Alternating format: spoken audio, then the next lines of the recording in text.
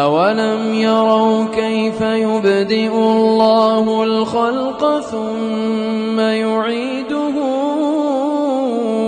إِنَّ ذَلِكَ عَلَى اللَّهِ يَسِيرٌ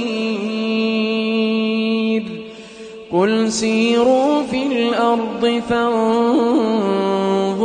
كَيْفَ بَدَأَ الْخَلْقَ ثُمَّ اللَّهُ يُنشِئُ النَّشْأَةَ